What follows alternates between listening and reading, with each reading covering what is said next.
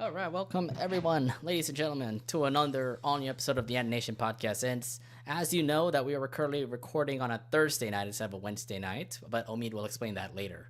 Yeah, so get ready for me to explain why this is taking place on a Thursday this time instead of a Wednesday, and hope y'all are having fun and getting ready for Memorial Weekend next weekend. Memorial Day weekend is next weekend. Plus, at the same time, we're also doing a Loud House tribute today because I don't know, we haven't done a Loud House episode in quite a while. The last time we done it was back in December when we were doing our character tier maker to say. Yeah, it was back in December. It was a nice treat for y'all for us to do a character tier list, but yeah, we're back with some more Loud Castle Talks magic here. Yeah, not really Loud Castle Talks magic again. We're still Anination podcast, but we have to eventually bring in Loud House in our talks because come on, we do miss the times we actually talk about Loud House. I know, and the Loud House is ultimately, the one that started for us.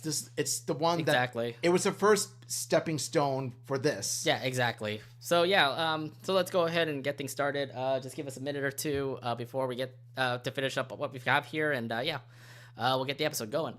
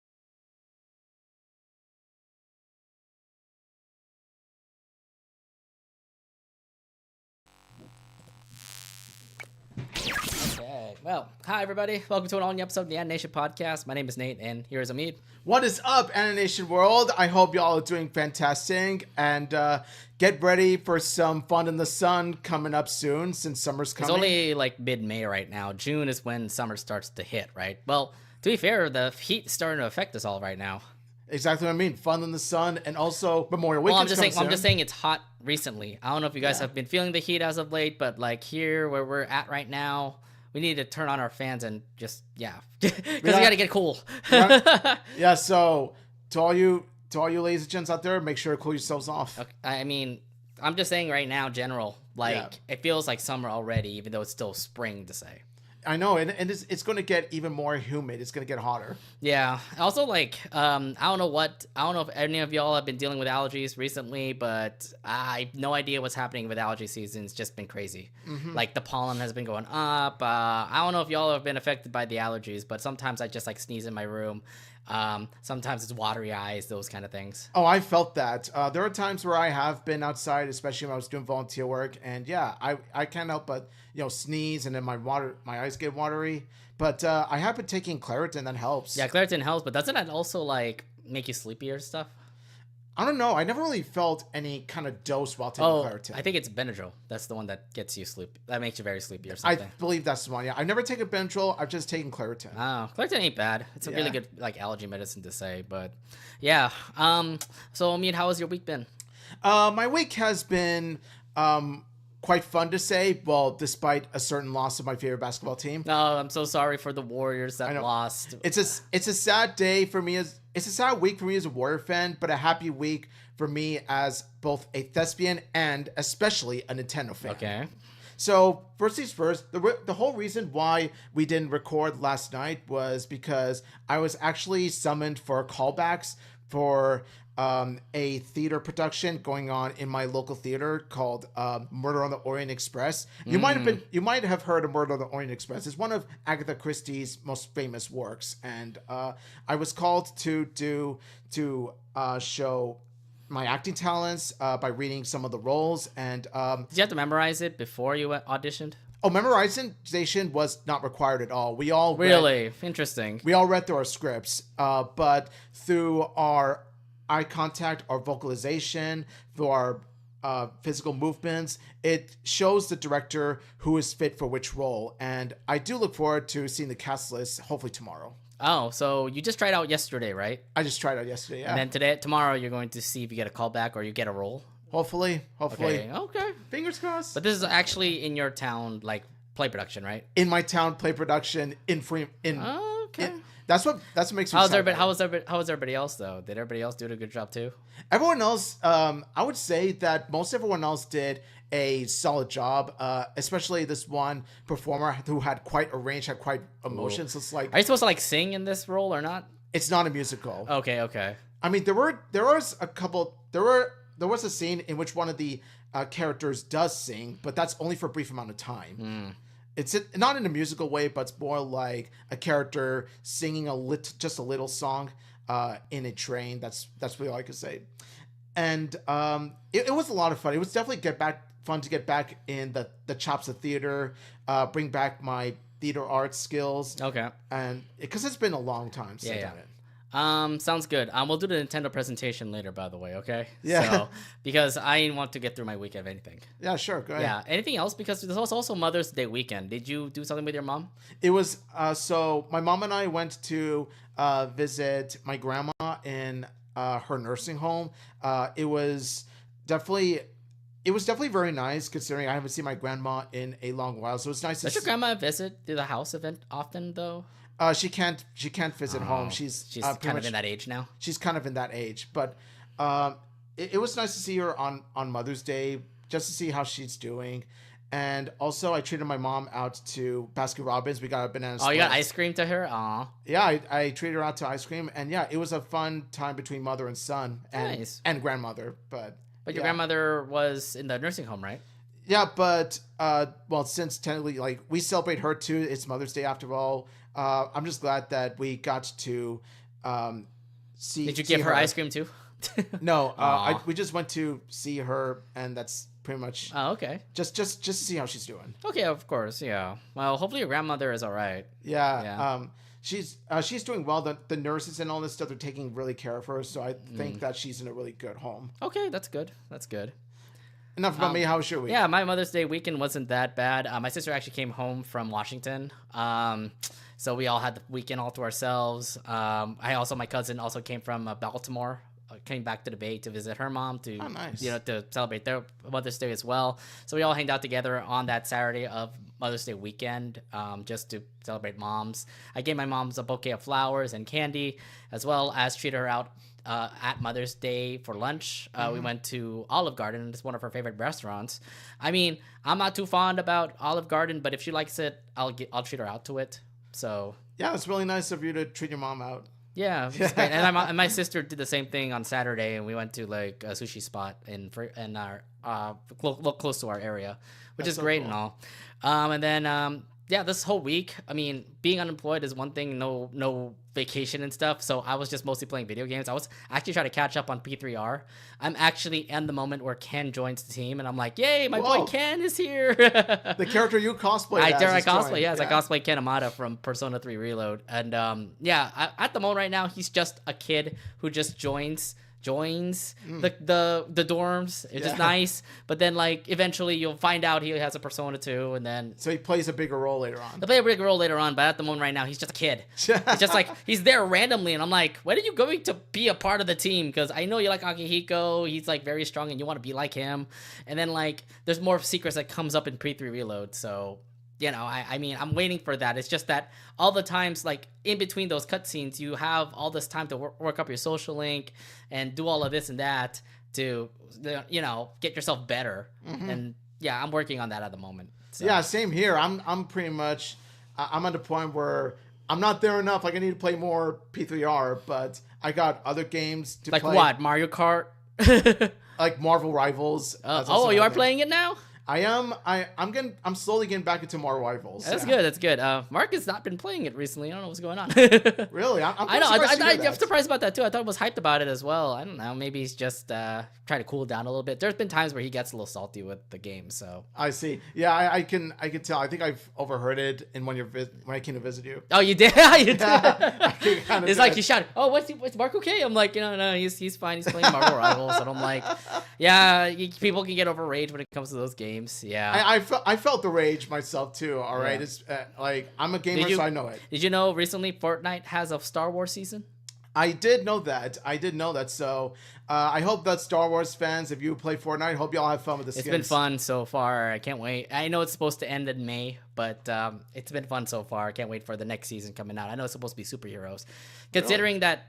You can understand why, right? There are superhero movies coming out. You have Thunderbolts now, then you have Superman later, then you're gonna have Superman. Then you're gonna have Fantastic Four later. So I'm like, there's gonna be skins for that. I'm pretty sure coming out from Fortnite. So not only that, but you also got some shows like Ironheart and Peacemaker season 2. Yeah, I was just saying, there's just a bunch of things happening for Marvel and DC. So we're at a point where the superhero genre is pretty much bigger than it ever was before, which is kind of great considering how Marvel and DC has kind of like slipped off a little bit. Now they're trying to come back with like their best, or maybe their best directors, maybe the best people working on those movies. So one thing that DC definitely needed is James Gunn. Well, James Gunn hopped from Marvel to DC now. Yeah, and I'm like, okay, fine, but just hope DC actually looks better because they keep on remaking Superman all the time, man.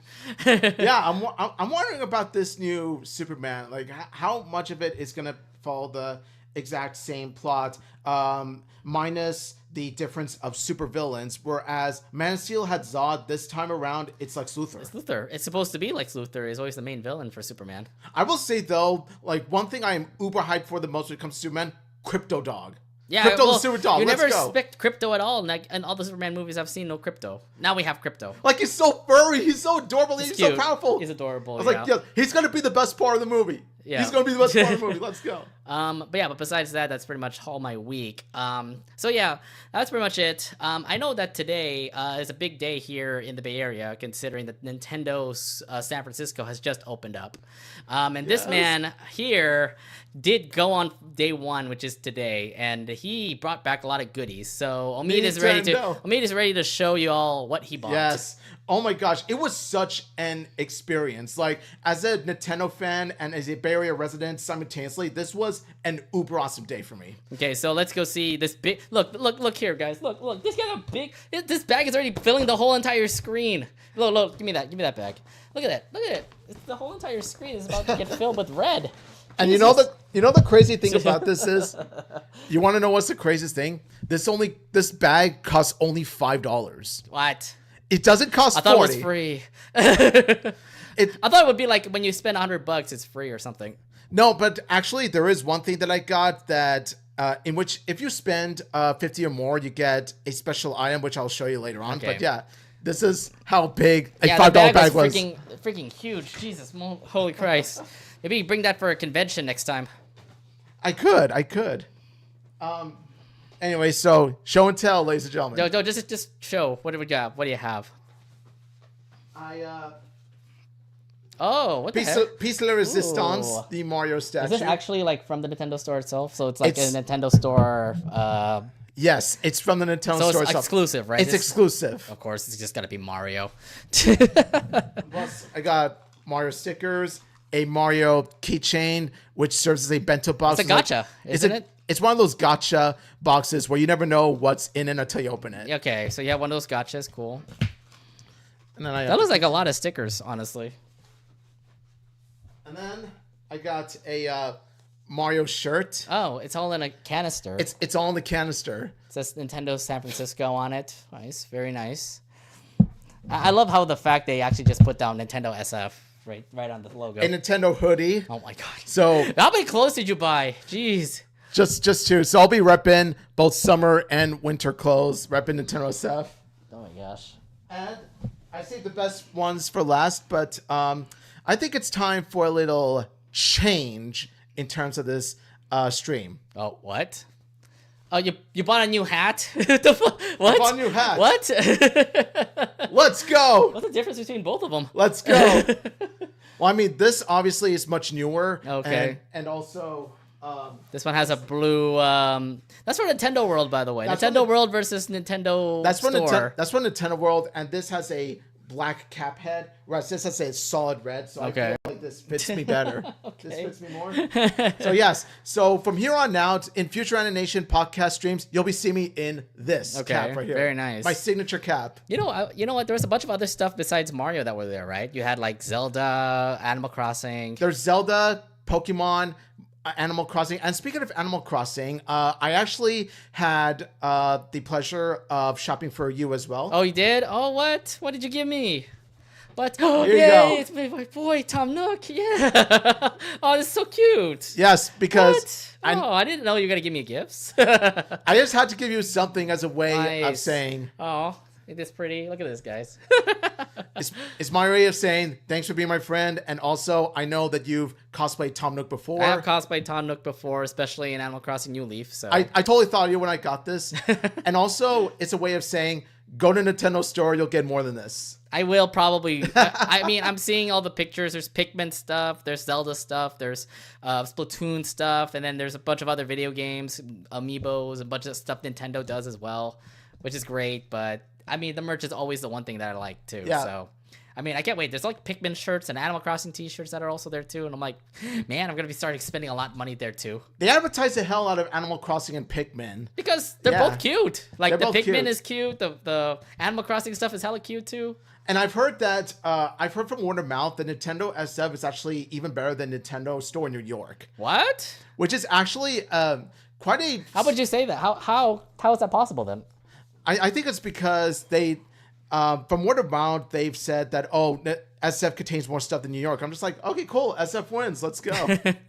I have to, because there are only 2 stores in New York and San Francisco. Yes, I have to check out New York now, just because I want to see the comparison between both of them now. And plus, the New York store has been there for years compared to San Francisco, which has been new. Yeah, so it does make sense that SF would relatively look better than New York because we're at a point where Nintendo is even bigger than ever before, especially with the Switch 2 coming up. Yeah, so, Switch 2 is going to make it very huge for sure.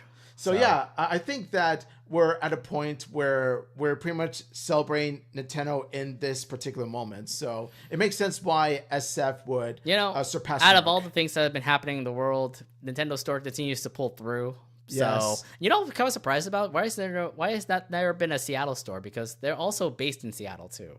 So I'm honestly surprised by that. I'm surprised by the fact that we had SF before Seattle or even LA or anything like that. I'm just like, okay, cool. Us Bay Area residents are lucky to have a Nintendo store. This is the second Nintendo store, by the way, so we have the honor of that. Yeah, I've been getting the second store for sure. Now it's giving us more reasons to go to San Francisco besides Japantown and Union Square, okay?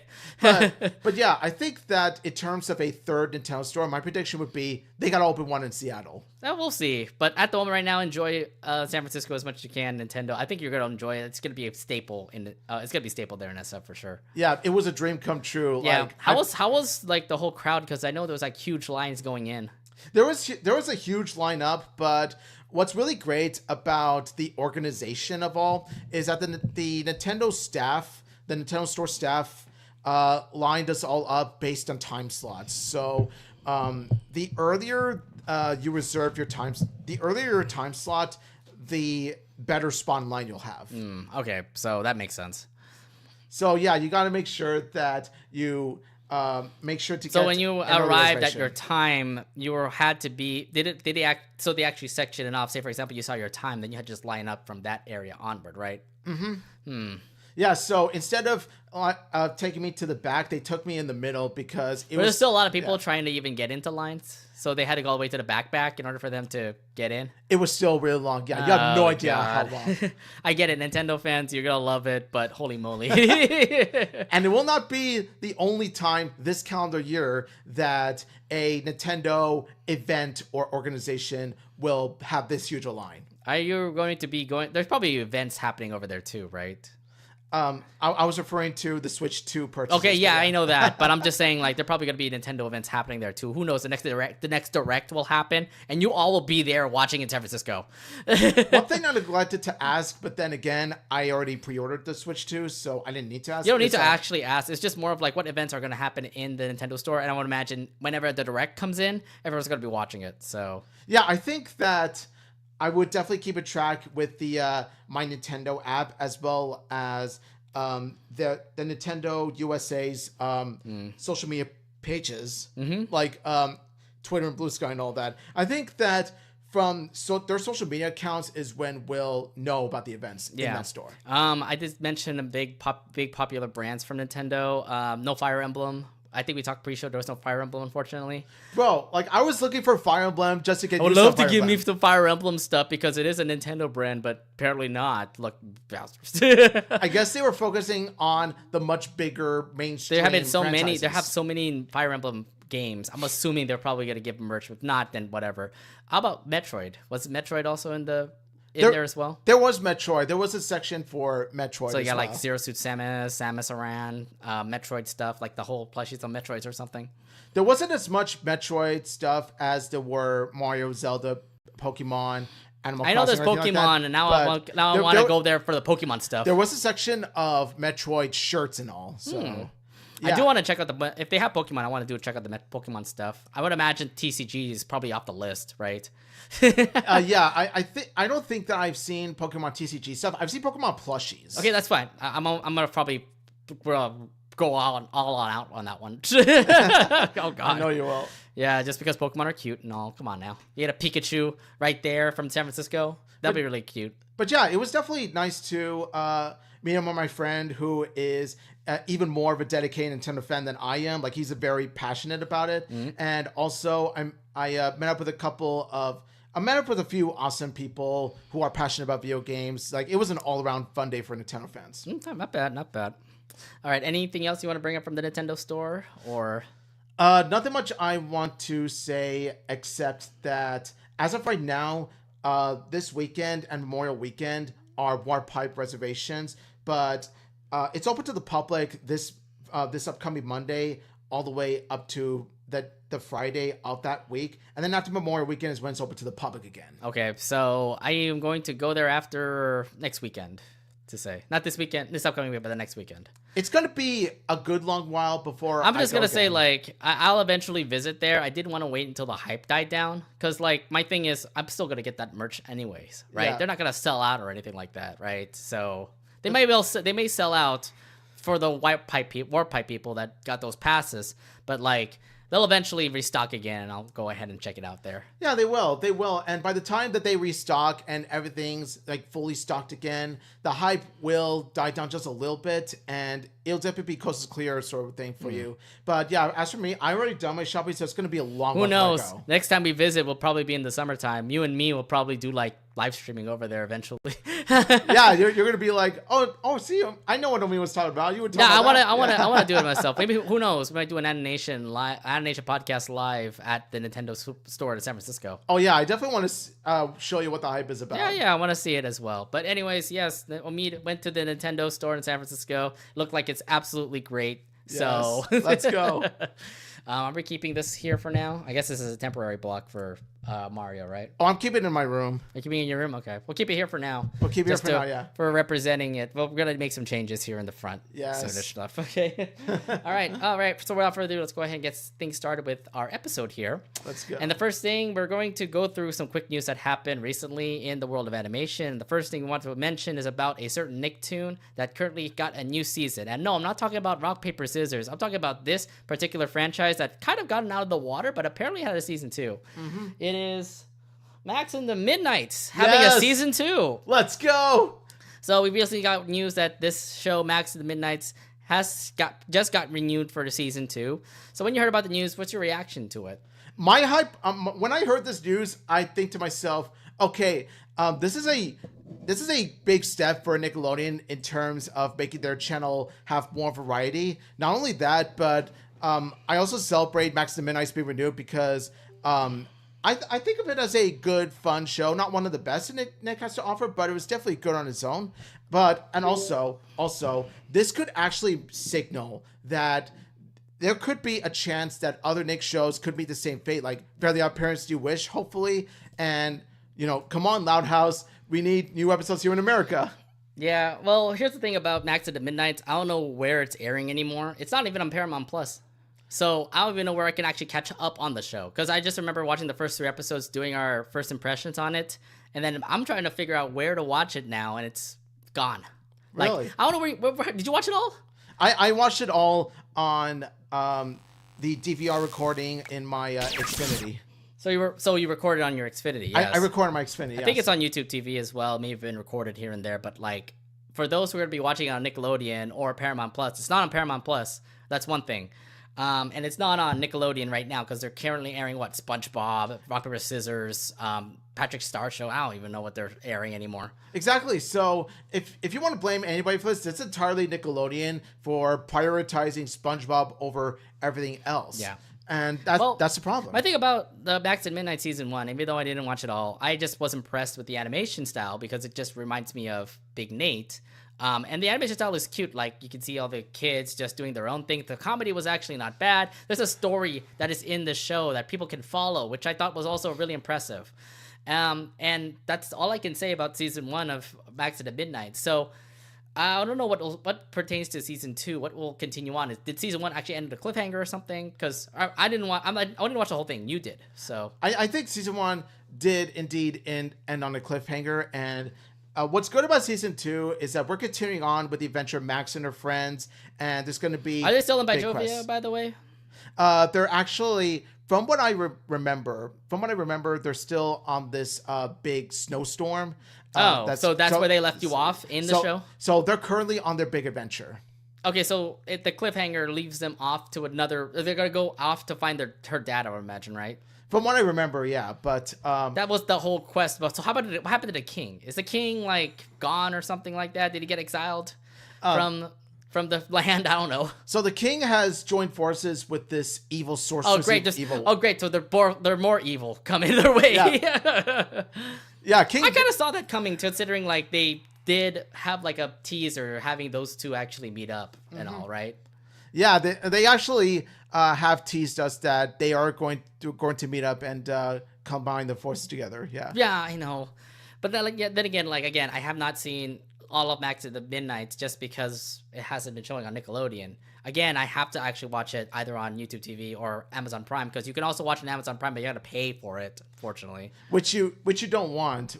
First thing you do is check your cable service or streaming If service people does. actually have cable services, people just go straight to streaming, you know? Yeah, but I'm saying whichever way that you can watch, like, definitely prioritize looking for services you pay or free services before paying for episodes. Yeah. Again, I can't really put much like emphasis on how Max and Midnights is. All I know is that it has been impressive. I have to watch the rest of season 1 in order for me to actually get into what's going to happen in season 2. But since you saw it all, I mean, what's your like expectations on what season 2 is going to bring? My expectations for season 2 is that they're going to have Max and her friends encounter even more supernatural creatures, go on even more dangerous adventures, and also expand upon the story of former King Conrad and King Ghastly, and even give some backstory on Ghastly himself. Because King Ghastly was already a bad guy as he is, right? Yeah, I do want to see the characters more fleshed out even more. Again, I don't know what much I can say. Again, this is at least some good light when it comes to Nickelodeon right now, because they are actually renewing their shows to have second seasons. Reason why we're having, I mean, it's looking like it's doing great for Nickelodeon, because we have Rock Paper Scissors having a second season, we have Max and the Midnights having a second season, and who knows, the next 2 shows that are currently airing on Nickelodeon, the Bunny League Superheroes plus Wild Pack, because both of them are looking to be impressive. They're going to probably shine in the summer for Nickelodeon. Yeah, I'm really excited for Wild Pack especially. Wild Pack definitely looks to be a all-around wholesome show. Yeah, I don't know about that whole Bunny superhero show, but that's apparently on Nickelodeon too. Yeah, and there was also this, the one where the social media influencer... I forgot her Zoki. name. Zoki and The Planet Ruby. Planet Zoki, yeah. Yeah, Planet Ruby, yeah. Yeah, the one with the social media influencer and the alien. But you said you didn't like it. I said that while I don't find it all that appealing, especially when compared to Wild Pack, I would say that it's good for Nickelodeon for variety's sake. Okay, that's true, but like again, it didn't really attract me as much. I know that this show already aired like a couple years ago, but who knows? Maybe Zoki might actually bring Nickelodeon back. Who knows? They are bringing IPs from Nickelodeon from like other countries also to America, which is great. And I'm just hoping that Nickelodeon is actually trying to live back like what its greatness was before, you know? Yeah, because Nickelodeon in the 90s and 2000s, we celebrated Nickelodeon for the wide variety of shows they do have. I do hope that Nickelodeon brings back that spark. I really hope so too. Again, Nickelodeon just needs to get off of what it always has been with their big IP with SpongeBob and actually look at their other IPs. I mean, Disney does it with Big City Greets and Kif, so...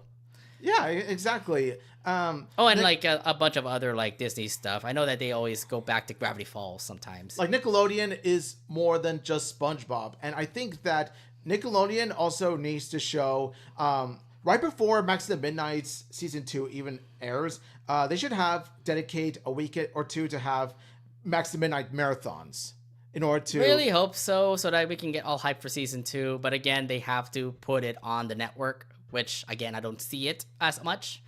Yeah, so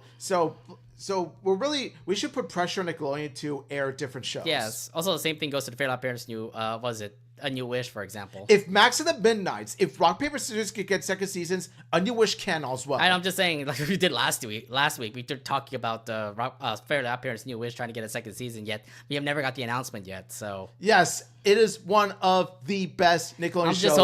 I'm just hoping if they actually get the second season, maybe we are looking up to the rankings of Nickelodeon as its peak again. Yes. Because, they just continue working on Loud House and SpongeBob. And I mean season two, not what Netflix describes as a season 2. It was so odd hearing that too on like Netflix's social media. They just said season 2 of Fairly Odd Parents' New Wish. Like, oh, what? And like, no, it's not. It's part 2. Oh, we get to see Crocker. We get to see Vicky this time. We get to see AJ and a bunch of other characters. My God, don't you just hate false advertising? Like, they had me fooled for like 5 seconds. I was just like, I think somebody pointed it out. I remember seeing the tweet, then somebody retweeted saying like, this is not season 2. This is literally part 2 of season 1. Exactly. It's just the the second half of season 1. So Netflix, you could have just called it, here's more season 1 episodes instead of season 2, because no, it's not season 2. Yeah, they're not really going out there. They're going out the right end when it comes to saying it. Seriously. So. Anything else for this particular news before we go to the next one? Nothing I want to say except I do celebrate this. It's not just about Max and the Midnights, but it's for what Nickelodeon could become. It's for the hope that other Nick shows could have a season 2 as well. It gives me more hope for Fairly Odd Parents Do Wish getting renewed. Yeah, well, let's hope it does get renewed. But either way, if you're Backs at Midnight fans, it is renewed for a second season. We do not have a particularly special date that it's going to be released out for this for season 2, but just keep your eyes peeled. There will probably be an announcement for the new season and a release date for it soon. Yes, Max at Midnight. All right, next up to our next news. Now we're going from the adult 3D CG. Sorry, my bad. For our next particular news, we're going from the kid version of a 3D CGI animated show to a more adultish like CGI animated show. Well, I don't even know if it's going to be CGI or if it's going to be animated like that, but let's talk about where's my skip button? Is that gone? Did my computer freeze? There we go. Yes. Let's talk about this bear, Ted. Ted is back. Ted is back. Okay, so yeah, I have not heard of Ted in quite a while. I think some of you guys have never heard of Ted for quite a while as well. But I just remember recently they had a Ted show on Peacock. Yeah, the Ted show was a prequel series in which Johnny himself, the adult guy who is friends with Ted, who was played by Mark Wahlberg, you see Johnny as a kid in the prequel series. So this is when Johnny and Ted. I know that Ted, the first movie, was all about just Ted and Mark Wahlberg, for example. Yeah. Both of them were just growing up already and are already living their own lives and stuff like that. Mm-hmm. But you're telling me that the Ted series that was on Peacock, that was just a prequel, was just them as teenagers, to say. It was actually more like Ted was actually the exact same age as he was. Funny enough, Ted was actually, there wasn't anything about Ted that was different in the prequel series as opposed to the first two Ted movies. Because the first two Ted movies was all about, what's the name of the Mark Wahlberg? Who's his name again? Johnny. Johnny. Okay, so it was Johnny and Ted. Both of them just continue to do their own adventures, to say. Yeah. In Seth MacFarlane fashion, and what I mean Seth MacFarlane fashion is that it's joke after joke, and even you can understand, like you can hear him just talk that way. Like he feels very Peter Griffin like, except deeper. Yeah, there's that Seth MacFarlane humor that. While it doesn't make for a engaging linear story, it makes for some pretty funny jokes. It's supposed to be funny. It's just about jokes and stuff. Because I remember watching the first Ted movie, and I was just laughing my ass off with all the jokes that he was putting. Because he just reminds me of Family Guy somewhat. Yeah, even Ted himself said, "Come on, I do not sound like Peter Griffin." I like how they did that inside joke. Because they had to put the inside joke. Yeah, I mean, Seth MacFarlane was with the jokes and stuff like that. Also, the fact that like in the first movie they had Mila Kunis and Mark Wahlberg, both of them are also really funny as well. I know about the whole Ted 2 thing where it's Amanda Seyfried now joins.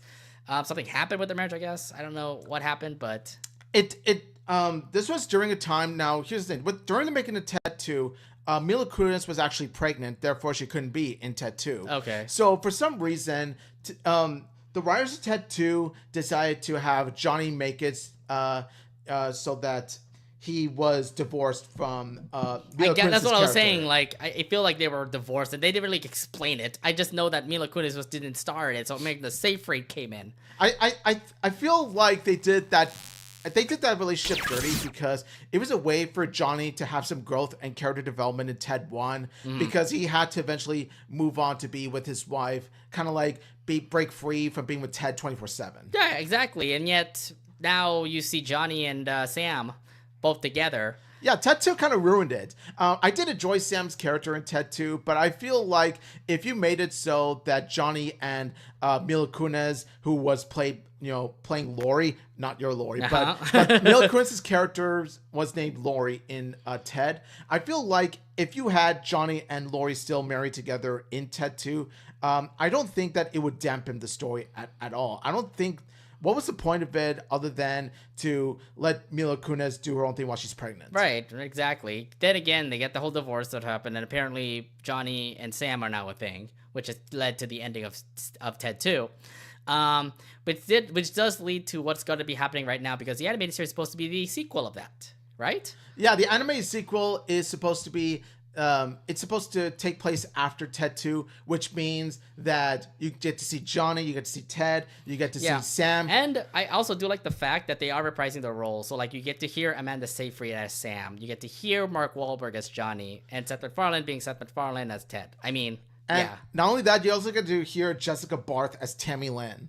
So you do have the main cast coming back to reprise their roles. Yes, so they're all back, which is great. It's just all animated. And again, I don't know how the animation is going to work. Is it going to be 2D animation? Is it going to be CGI? Is it going to be 3D animation? Who knows? But what are your thoughts about Ted 3? I'm technically calling it Ted 3, the series or something. Now in animated form. I will say that I was expecting a Ted 3 way before I was expecting Ted the Animated Series. I kind of wanted Ted to be a movie trilogy of some sorts, but I think Ted the Animated Series does have the potential to serve as a follow-up to the Ted movies. Now, as for the animation style, of course, 90%. I'm 90% sure that they're gonna do it in the same animation style as Family Guy and American Dad. Yeah, but I don't think it's gonna be animated like that. I hope not. I know that it's supposed to be Seth MacFarlane's like one of Seth MacFarlane's babies, because I know he does like so many other cartoons, but like this would probably have like Peacock's hold in it, like NBC's hold in it. I'm assuming they're probably gonna have some direction here and there where like Seth will probably make it his own comedy compared to, not make it just like Family Guy, not make it like American Dad, maybe something out of the ordinary, because I would imagine it being like I mean, I'm looking at it right now and I'm thinking like might be really good, because if it's going to be the same comedy styles of like Ted, for example, then it makes sense. I would love that, if anything. I will say, though, it can go one of two ways. Either they're going to mimic the animation style of Family Guy and American Dad and make it inspired. I really hope not. I really hope it's going to be just like stylized, like make it stylized. Maybe stylized, yeah, because like, here's the thing. You already have Ted, who's animated as a freaking furry bear. Which is exactly why if you made it a live action sequel series, for example, I don't think that it would have made all the difference. Right. And you better hope that the animation style is appealing to. I'm just hoping like the character design that they make for the Ted animated series looks good. Don't make it cheap. Don't make it cheap looking animation. Yeah, I really hope it's just not like, Family Guy style, because I want to make it a little bit different. It can't just be like Family Guy style by Ted, Yeah, because especially the eyes. Like I don't think that Ted's dot eyes in Family Guy would serve all that well. Thing, like, they're gonna keep Ted as it is, like a teddy bear. But then when it comes to the character designs, who knows what kind of characters they're going to design him as? Maybe Gravity Falls style, maybe Family Guy style, which you've already seen in Family Guy and American Dad. Yeah. The only teddy bear that should be done in Family Guy style is just Rupert, and that's it. Well, Rupert is just a teddy bear, and he already has like those black eyes. He doesn't even talk either. I don't know. Like if we see Ted in that style, we're just gonna think, oh look, it's Rupert, but he talks. Yeah. So yeah, we talked about the movies, we talked about the series. Did you expect an animated series like this to happen at all? I actually didn't. It goes back to what I was saying. I expected a live action Ted 3 to happen. Well, here's the thing, like, they never made a movie of Ted for a while, honestly. Like, Ted 2 came out, what year? Like, 2014, 2015? 2015. Yeah, so it's been, 10 years ever since the last Ted? Well, the Ted prequel series, yes, but then they have not touched Ted like as the whole trilogy until now. So I have a feeling like folks kind of like forgot about Ted, but then if you remember correctly, I don't know if some of you know, but like Ted continues to be popular worldwide. Like, he's in Japan in the Crane games. He's like popular with like knockoff toys here and there. So I have a feeling Ted was still popular nonetheless. And I think NBC saw that. And I'm like, okay, maybe we should bring back Ted. And then you got the prequel series that happened. And then now you have a animated series going on. Yeah, they do well with the merchandising of Ted, especially when you buy these stuffed teddy bears. Bears are the ones that always sell, because it's like, oh my God, it's Ted. Oh my God, I remember the show Ted. And they end up getting it. So I think NBC's onto something. NBC is onto something with this animated series. Yeah, and I like that whole thing that's like, okay, we're bringing everybody back to what Ted was. And I'm thinking Seth MacFarlane, who didn't really touch the series since the prequel series, I have a feeling like it's just because of his idea that Ted became so popular. It's like, hey, why don't we actually bring it back? Let's see what kind of gimmicks might happen with this animated series, because who knows, it might actually be a good one. And yeah. Yeah. So what do you expect to see from Ted the Animated Series? I think it's going to be the same old humor. We get to see Mark Wahlberg, Johnny, and Sam just continuing their own hijinks while Ted continues to be a menace out in the New York City. So I think that I want more than that. I actually want there to be some heartfelt moments as well, because there was some heartfelt moments in Ted 1. yeah, it's because Ted the Animated Series, think about it. This series takes place after Ted 2. I want to say Ted focusing on fatherhood, because Ted now has a son. He and Tammy Lynn do have a son, so I want to see what they do with Ted Jr. Oh, okay, that's a good one too. Yeah, maybe they might actually tackle that as well. Who knows? Their son might go through some craziness, and he might be a bad father influence to his son. Yeah. Not only that, but I kind of want to see them. This is something that I've always been curious about. I don't know why they never done this before. I actually want to see Ted interact with other talking plushed animals. It can't be just Ted. I don't even know, because the thing is, like, remember that he made a wish and it talked, right? Yeah, but I don't think other people made wishes the same thing. Yeah, but what if other people from all around the world got their own plushies, their own stuffed animals, and wish they could talk, and lo and behold, they came to life? That would be really funny to watch, actually. So yeah, that's a good idea. You know what? I want to see some other like comic book references. I know they had Flash Gordon in Ted 1. So what other Sammy Jones is here. Sammy Jones is here. Yeah, exactly. I'm just waiting to see like what other comic book references or what other big, like, who knows, out of nowhere we'll get to see like a Star Wars reference in Ted the Animated Series, or like Star Trek. Maybe Sir Patrick Stewart might actually be in there. I don't know. It'll be funny just to see like what kind of comic book references, because I know Family Guy always does like references here and there about media and stuff like that. So who knows? Maybe something out of nowhere in Ted the Animated Series is like a piece of media that we'll like, and it's just get teased on because it was from Ted. Not only that, you can guarantee that there's going to be some references to Family Guy and American Dad, especially given the creator. So, you know, I think it's best to be on the lookout for that as well. Mm-hmm. Family Guy and American Dad. I'm pretty sure they're probably going to talk about, like, I don't sound like Peter Griffin. He might put that joke again. So, will this series help increase Peacock subscribers? I got a question that you put up here. I will definitely say that I think Peacock is at a point where Ted is one of the major franchises that NBC needs, along with Fast and Furious, of course. Come on, Fast and Furious when is it going to end, guys? Fast and Furious, Shrek. Ted's going to be one of them as well. Yeah, well, Shrek is DreamWorks. Fast and Furious, yes, that's Universal as well. Universal has been testing out. I mean, Wicked. Wicked is also Universal. Wicked, and by the way, Wicked Part 2 is coming. Yeah, that is coming out soon. Their trailer comes out in June. That's what I heard. I think Ted is building up to be one of NBC Universal's big IPs at the moment. Yeah, I think, well, I don't know about that, because they also did have streaming rights to a couple of things. So, like, All Color DreamWorks, you also do have Illumination that was with Universal as well. They also do have wrestling, by the way. All their big events happen on Peacock. So if you don't have Peacock, you can't watch WrestleMania. You can't watch Money in the Bank. You can't watch Backlash that happened during Mother's Day weekend. Mm-hmm. I'm just saying, there are a lot of people that love WWE, honestly. Oh, yeah, and I mean a good chunk of people. And I think they're really putting a lot of bank on that. So, but I'm saying is that like Ted is growing bigger and bigger today as we speak, between this and the prequel series. That whole 10 years, the whole 10 years of not seeing Ted anywhere. I mean, obviously some fans kind of be like, what happened to Ted after Ted 2? And again, here comes Ted 3, or Ted the Animated Series. It's just good to know that after about a decade or so, we're glad to see this franchise resurrect itself. Yeah, I mean, if anything, I do wish Ted the best. It is made by Seth MacFarlane, and he has made some great animated series like Family Guy and American Dad. Yes. So I do think that it's going to go well. I don't know if it will actually bring in more Peacock subscribers, because I think Peacock is already great as it is, honestly. So I don't think they really need to really go. I don't think they really got to do much. I think they're going to have like a big fan base for Ted fans. Mm-hmm. Yeah, I definitely look forward to seeing this animated series and seeing what it could deliver. I was gonna say, like, NBC also does have like big names like SNL, for example. I'm looking back at NBC stuff that they do. So. And yeah, I think I mentioned before, like, their DreamWorks IPs as well, like Shrek. Yeah, DreamWorks and Illumination. Yeah, and Harry Potter as well. I don't know, not Harry Potter. Harry Potter's on HBO. So. Yeah, so but I'm saying like the more variety, the better. Yeah. Either way, Peacock's doing well. Peacock's doing well. It's a good streaming service. It may not be one of the best streaming services like Disney Plus, but it is a good streaming service for those that are huge fans of it. But if anything, Ted the Animated Series, that's coming out soon. It has been announced. We have no release date yet, but Ted is going to be an animated series. It's going to have the main cast again, which is great.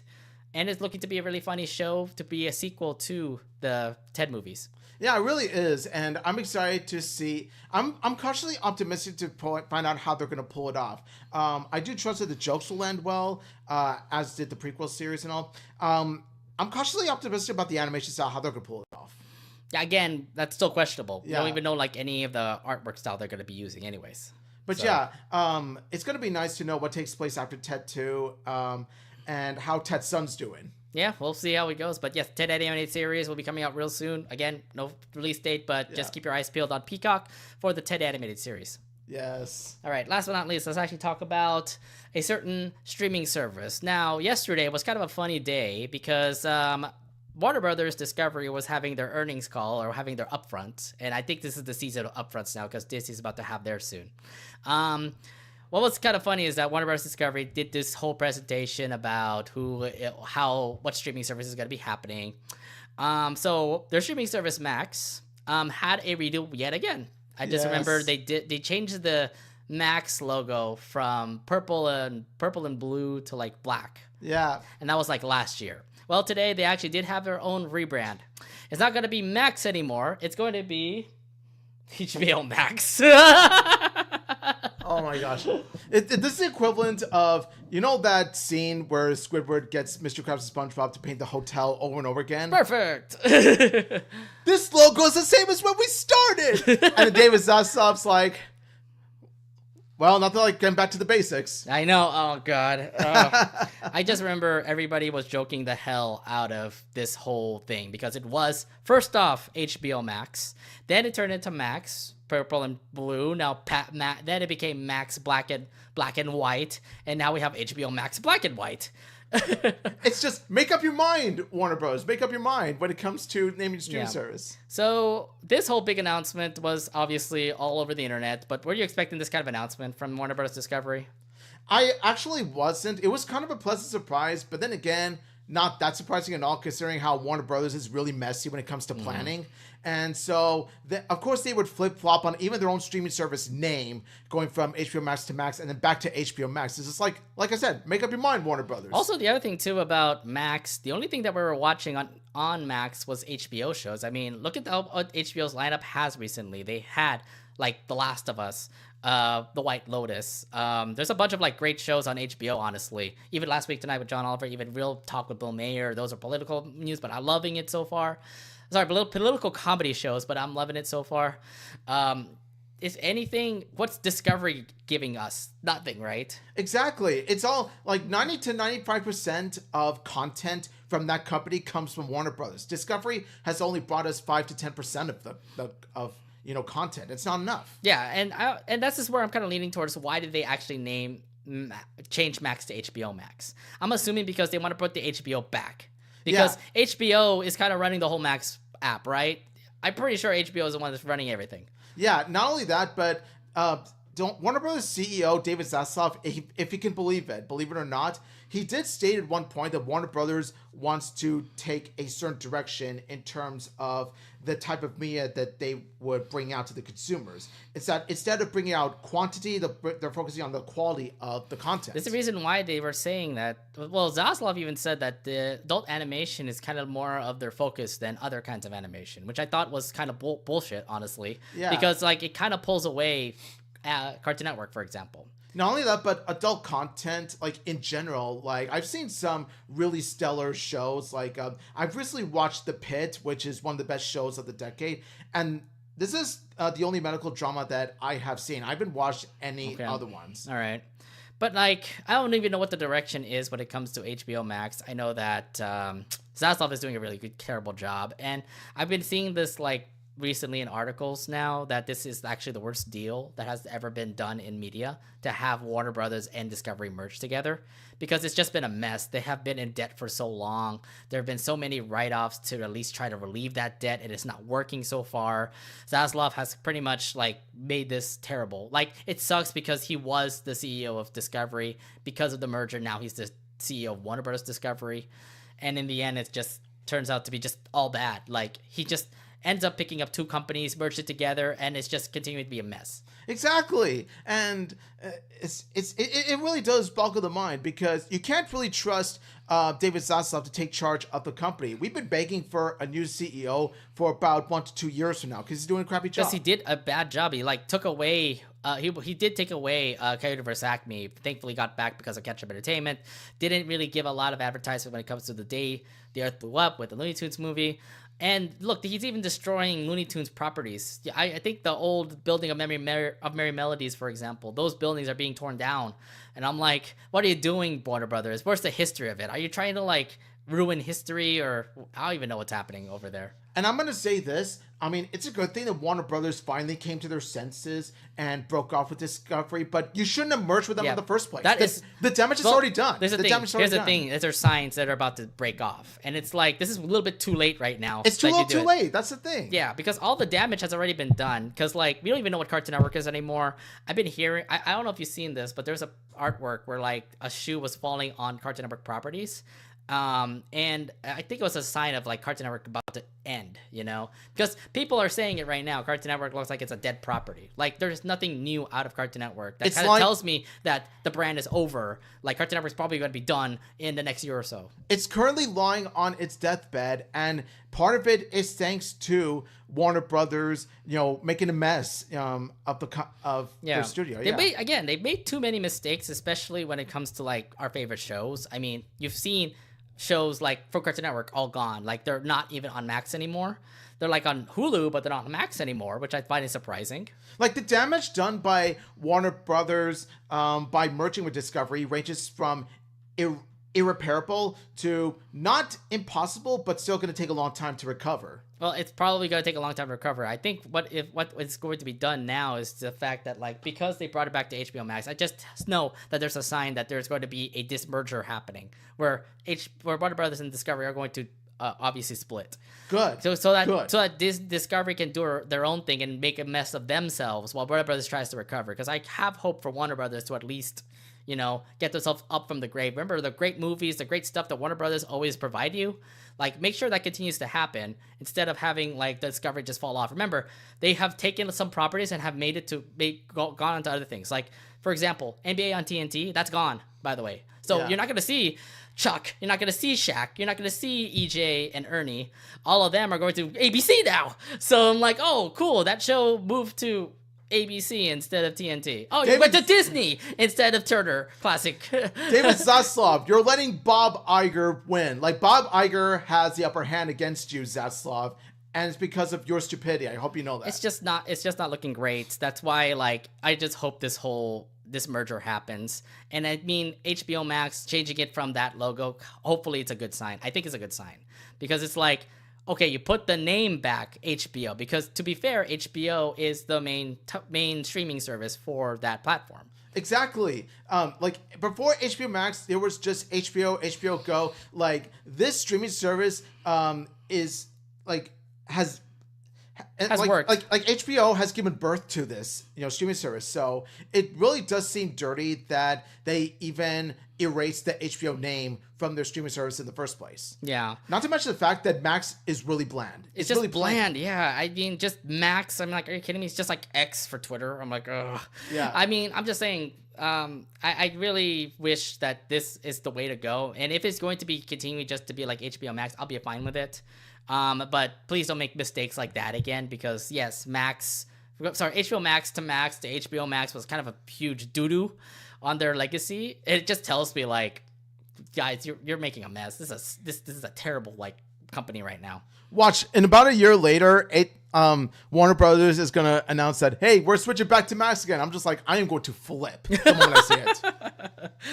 Oh man, I just know that the internet is just like sprawling with so many memes about the whole Max HBO Max thing. So yeah, I think that aside from Max changing to HBO Max, thank God they are. But I think one of the best things to come out of it is the internet memes that came out of it. Yeah, it's just funny. Go on the internet, go on Reddit, go on Twitter or something. You'll get to see memes of HBO Max and Max like comparisons there, which I thought was funny. Now my thing now is like, what's going to happen for the rest of the properties? Cartoon Network, for example. Do you think if this is going to work, if there's a possible merger, do you think Cartoon Network will recover themselves? I really do hope so, but I'm kind of doubtful. I'm honestly doubtful too, just because you did take away the Cartoon Network building. Remember, that's gone now. What is it now converged into? Warner Brothers Animation, and that has not been doing great so far. I mean, who knows if Cartoon Network is going to live on for the next year or so, but I'm just saying, like, if things are going to be looking like this, it is not looking into the right direction from the way I'm seeing it at the moment, it could be the end of Cartoon Network. So, yeah, it just stinks. But what can we do? Yep. All right, but yes, HBO Max is back. Have fun with it in June. Congrats, HBO. HBO Max is back somewhat. I mean, Warner Brothers is still a shit company, but this is a baby steps. Baby steps, yeah. It's baby steps as it goes. All right, now let's go into our main subject of tonight. Well, we have been talking about The Loud House for quite a while, and we're currently on season 8 of The Loud House. Yeah, and by the way, we're still waiting on new episodes. Seriously, bring it to North America, not just Latin America. I don't know what. Latin America is currently having new episodes of Loud House, and we're not, for some reason. Seriously, it's like, are you kidding me? Yeah, so yes, we're going to be talking about The Loud House for the rest of the night. And the thing is that kind of like brought me up is the fact that like, so I was watching a Loud House on TNIC. This is the way, apparently it's on TNIC now. It's just going to be there for like the whole weekend and stuff. And I just watched like a couple of old episodes of Loud House. So like season 1 episodes, just like, you know, Left in the Dark. What was it? Truth or Consequences. It's a Loud House. You know, those kind of episodes. Yeah. And it kind of reminds me of like how it was back in season 1, where it kind of got a little bit messy compared to like what it is right now in season 8. Oh, yeah, because there are some episodes of season 1 that haven't aged quite well, which does make sense considering that season 1 is just them introducing the characters and the setting of Loud House and all that stuff. Like, that was them just getting started on what was to come and what built up to what it is now. Because when you look back at season 1, everything was just mostly about Lincoln, right? It was mostly, you might as well have called the Loud House the Lincoln House. That's how badly that Loud House has focused. There wasn't really on much focus on the sisters, but you already have like the idea of like who the sisters are. Like Luann's the funny one, Luna's the rock and roll one.